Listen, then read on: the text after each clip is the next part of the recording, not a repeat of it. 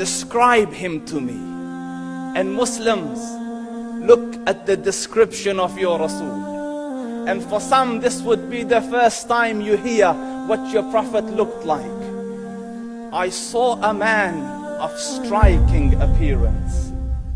ظاهر الوضاء أبلج الوجه, radiant face, حسن الخلق, beautifully created. لم تعبه الثجلة, his belly wasn't protruding.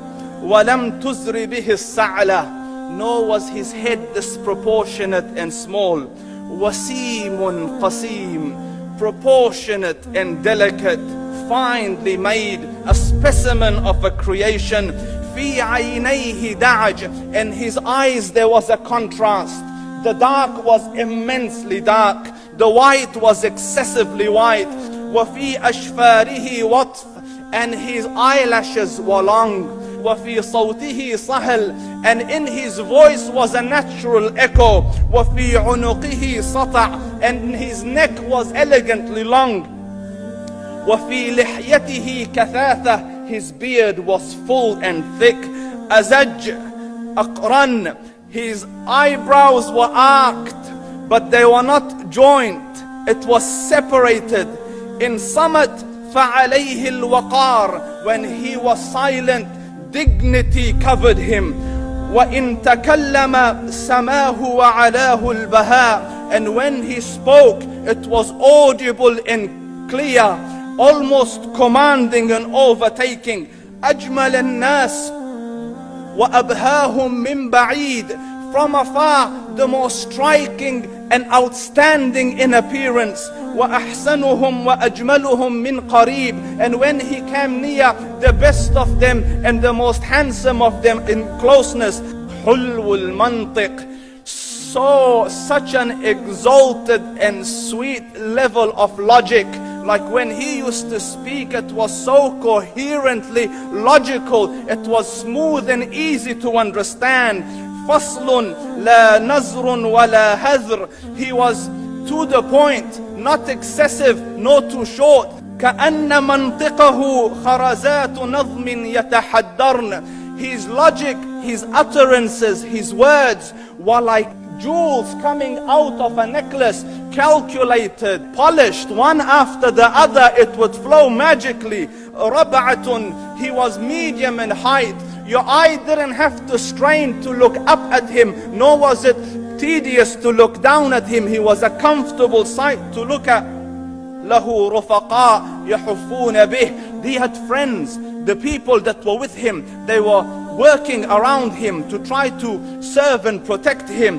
إن قال سمعوا لقوله, when he used to say something, they used to hearken to what he used to say. وإن أمر تبادروا إلى أمره, when he commanded, they used to compete to fulfill the command. This is Muhammad Rasulullah. This is Muhammad Rasulullah. Anas ibn Malik says, he says, I came out one night, I came out one night, it was the full moon night.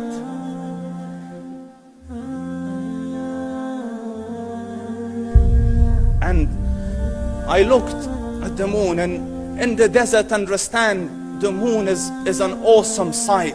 It is smooth, it is radiant, it is clear, it is gentle compared to the scorching sun at which they are used to. So the moon was the epitome of beauty. So he says, I came out at a full moon night and I looked at the moon and I saw it, beautiful, handsome. So I said, let me go see if the moon is more handsome or my Prophet is more handsome. Let me see if that is more beautiful or the Prophet is more beautiful. So I went and I saw him standing afar. So I looked at his face and I looked at the moon, and I looked at his face, and I looked at the moon, and I looked at his face, and I looked at the moon, and he said, Wallahi, he was more handsome than the moon in its entirety. That is just the look of your Rasul. Aisha radiyallahu anha says, I was sewing with the needle, my needle dropped in the dark, I couldn't find it. I said, Ya Rasul, I can't find it. He moved his face close, and I swear, out of the radiance of his face, I found my needle. And the Prophet sallallahu alaihi wasallam was mind-bogglingly handsome, but his handsomeness was covered with waqar and jalal and hayba. The Sahaba say, when we used to sit at his feet, two feelings conflicting would come on the heart. The first one, you wanted to look at him. You wanted to behold the majesty of his face. And when you wanted to look up, shyness used to overtake you, so you used to look down.